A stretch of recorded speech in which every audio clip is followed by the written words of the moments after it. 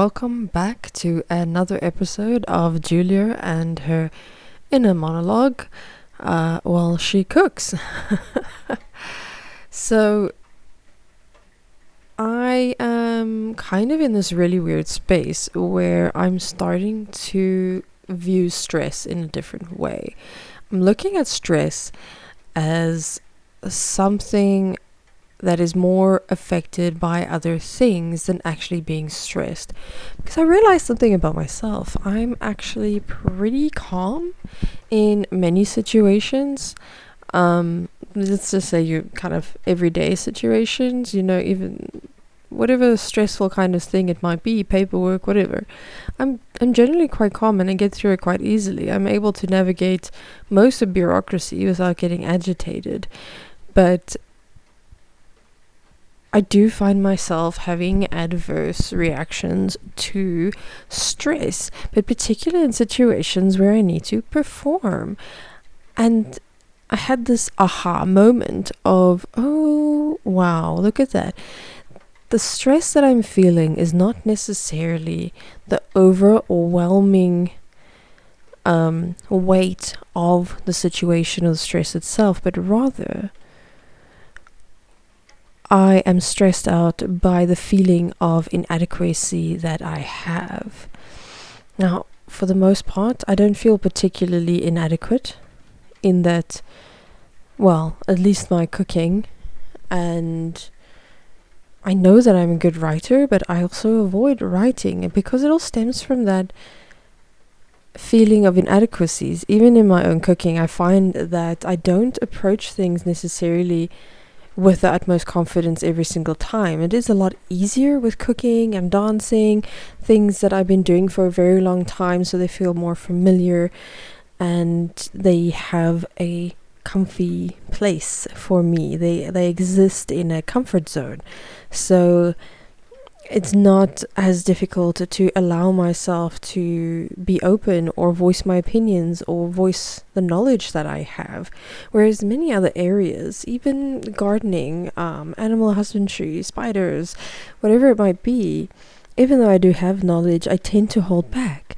And I tend to hold back because I don't want to be judged. I don't want to have someone look at me in a way where I'm not enough, I'm not good enough, or I don't have what they need me to offer. Whatever is going on in my head, going on in my mind. And probably to other people, you're like, oh, I've already passed that stage in my life, and I knew this already. Oh, that's fantastic, and I'm happy for you. We all reach things at different points in our life, or at least one hopes. And for me, it feels late in life, but also early enough to actually do something about it. And I don't want to feel inadequate anymore. I'm so tired of feeling inadequate. I feel like everything about me is inadequate. And I actually have a lot to offer. So my relationship with stress has changed. I don't feel so anxious about difficult situations, or as anxious as I would feel about, going for like a driver's license test, because now I have to do that in Italian because I cannot convert my South African one. So that has been a difficult situation to deal with, in that writing a test in Italian wasn't particularly easy. Knowing it's not easy for native speakers was daunting, but I got through it, and now I'm going to go do the practical, and I'll get through that too. But in the past, I would have felt so intensely nervous about it. I would already not be sleeping because of it. Whereas now, I actually felt some excitement about being tested and seeing and thinking, oh, even if I don't get it, I'm just going to go again. And I'm going to do it until I get it, because that's what needs to be done, right? So why wouldn't I just go ahead and do it? And yeah, so having my relationship with stress change in that way has cleared up a lot of fuzz. The blinders are not as strong. There's not so much fog blocking the view, blocking the goal. And even though I'm nervous, I'm also excited. I'm not entirely sure how it's going to happen, but I know it's going to happen. And it was like that before we moved to Italy. I knew it because our original plan was to actually move to Canada. And there were a number of factors that led us to choosing Italy. It wasn't, one thing. But a particular component of it was putting enough money together. So if it was just myself and my husband, we would have been able to make it work. Whereas, having the cats, at the time, we had 4 cats, and then we had 5 cats, and then 6 cats just before we left. And a lot of the money went into that. And no regrets. I was never going to leave anyone behind. No cat, no person, no individual that is part of this family is left behind. That's the rule. So aside from the money thing, there were other factors that pushed us towards Italy. One being that I am a citizen, so it was kind of easier to move here and bring my husband over, at least at the time. And so the point I want to get to is that we set out to go to Canada, and very much with this idea of we're basically earning nothing, like not enough to actually save, and we had to cut down on our expenses, get our earning potential up, which we did. And we were able to save. In some months we were able to put away 70% of what we brought in, just because of how frugal we were. And that was such a good feeling. And even in that moment when we weren't really sure how it was going to happen or how we were going to do these things, I knew that we were, because we were determined. We could see the goal. And the closer it got to moving, the fuzzier it got, and the more it became, okay, let's just do this. Though I was excited to move to Italy and experience Italy with my husband, I have a long history with it. 1, being a citizen. 2, having lived here before. Sorry for all the ums.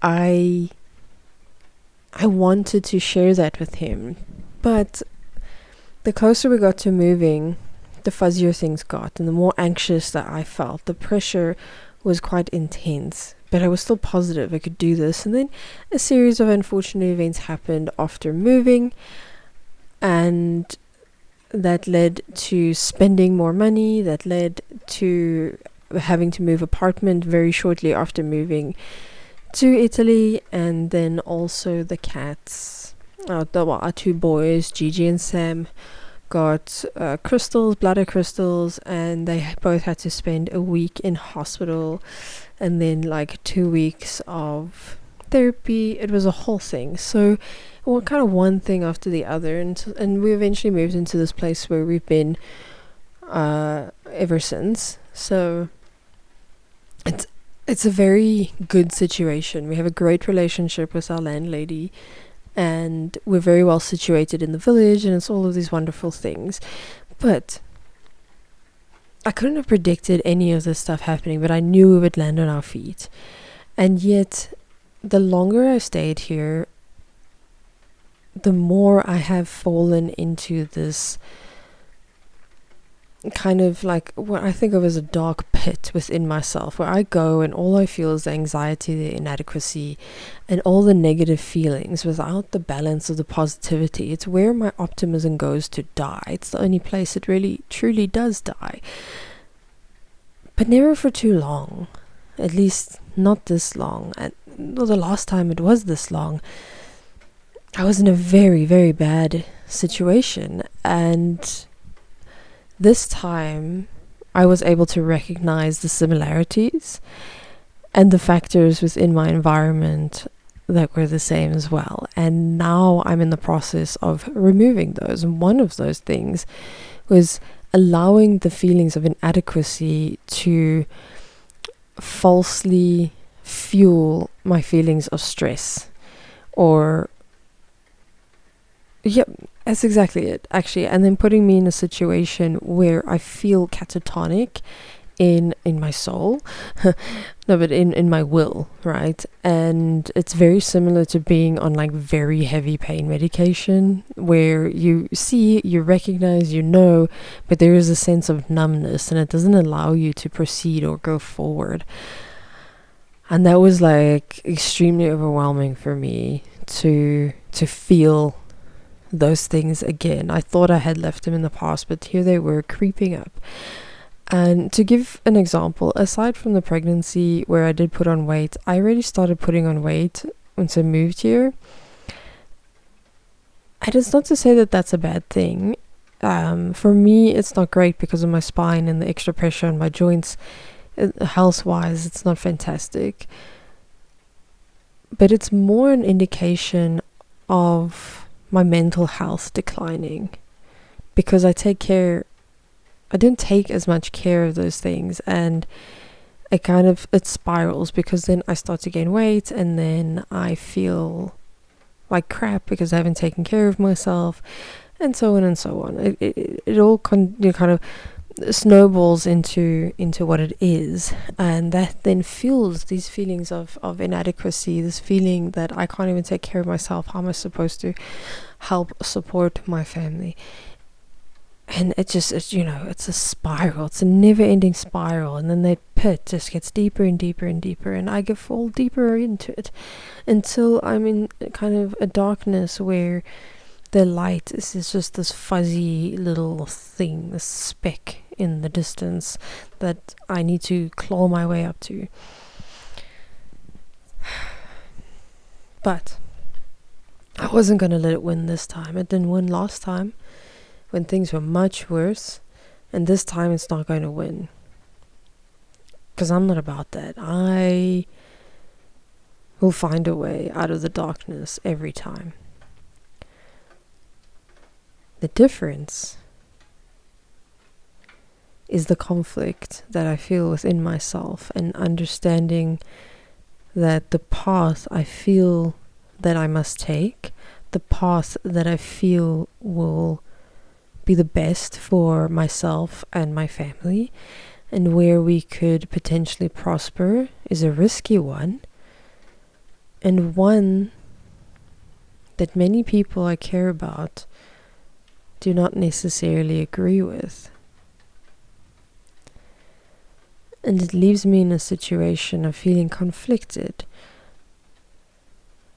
But at the same time, the drive to follow this path, much like my drive to go to Canada, there was a part of it that didn't make sense, in that it wasn't logical. It was a gut feeling. And I honestly trust my gut. It's gotten me this far, and it's helped me so much with, my condition, in treatment of my condition, because like everyone who has syringomyelia, it's not linear, and you kind of have to adapt constantly, and every day is bringing order to this chaos that's happening within your body. And so understanding what your body is trying to tell you is extremely important, and I've lived my life that way. And when I followed my gut, and I work as a team with my husband, we've been able to accomplish things that felt near impossible. But since living here, I've lost that, and I become lost in this pit. And the more I do that, it gets a sense of numbness, and so I don't follow my gut. I feel like I'm lost in limbo, waiting for a raft to come by that I can grab onto to try and get myself out of these waters, these muddy waters. And though I'm finding a way forward, those fish in those muddy waters are still nipping at my toes, and every now and then a seed of doubt creeps in, and I can feel it burying its roots deep into my mind. And then I have to go and do a bit of pruning, a bit of de-weeding, and I remove it. And so I'm in that kind of phase, that back and forth. So sometimes the stress is overwhelming, but other times I am moderately stressed. I'm like, oh, okay, I'm stressed about something, but that's not the end of the world. That's okay. I can be stressed and only mildly anxious. I don't have to be overwhelmed by my anxiety, and I do not have to be affected by other people's anxiety. Just because they're anxious about it doesn't mean I need to be anxious about it. So here we are. Anxiety, stress, inadequacy, self-loathing. These things become a black, thick, tar-like substance within one's will to do anything, within one's motivation. They get mixed together and weigh you down, like, and if you leave it for too long, it will harden, and it won't be a matter of pulling through it, but rather a matter of chiseling your way out, which is a lot harder to fix. So it's better to do it now. All that said, I've done all of this introspection, and I'm very happy that I have found a different side of myself and able to have a different relationship with stress in a way where I'm not so profoundly affected by the things happening around me. It's made work a lot easier, which is really cool. I'm actually able to focus and just get work done because I'm just not affected by other people. Now, that introspection is fantastic, and I am very happy about being able to do it. I'm very happy to have the skill for introspection, reflection, and understanding and implementation, not just seeing it, but actually being able to implement change. I am extremely grateful for that. But I've done it so much that it's become a crutch as well. And I need to take a step back from introspection in a way where empathy is more regulated. So in one of the previous videos, I spoke about empathy as well. And this kind of all connects, where empathy needs to take a step to the side so I can empathize and be sympathetic, but not be affected by it. And that's what I'm currently working on within myself, because I know once I get this balance, I'll be able to focus again and help my husband and myself achieve the goals that we want to achieve for our daughter and our cats and our general home and our future. I see it. I see it. Now, whether it happens, that's a different story. I cannot predict what will happen, but like everything that's gotten me further, I can follow my gut and trust in myself that I am doing what needs to be done. And I truly believe that I am doing what needs to be done. Even though this is going to be some hard decisions and it's going to be uncomfortable for a little while, shifting in relationships and dynamics and making relatively big changes. But if they're done systematically, with caution, with love, they can be done in a way that preserves much and still allow for new. It's not always going to be right, and it's going to be a bumpy road, but it is a good skill to have to be able to do that. I much prefer it. It makes it easier for everybody else. But at the same time, if a band-aid needs to be ripped, a band-aid needs to be ripped, and I'm fully prepared to do that if it's needed. And that also means that I'm not as concerned, though cautious, I'm not as concerned about many aspects. Because there is a lot that is going on, and once we have a decision, I'll be able to share more, but for now, it's really just knowing that I'm working on my interpersonal stuff, which is also making it easier to speak to doctors. So for anyone who is chronically ill, you're probably very aware that speaking to doctors can be difficult, especially new doctors, and it can also be very draining.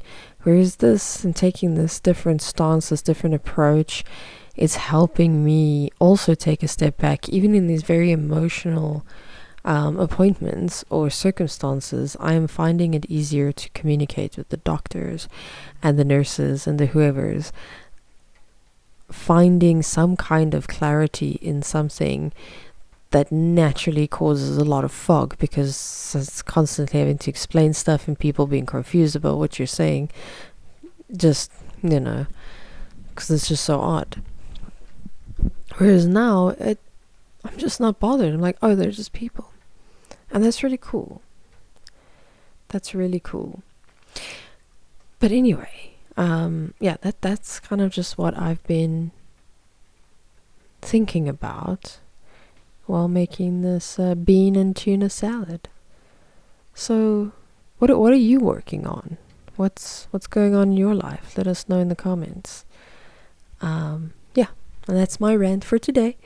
So, remember to love yourself, however you wish, and I'll see you in the next video. Cool. Ciao.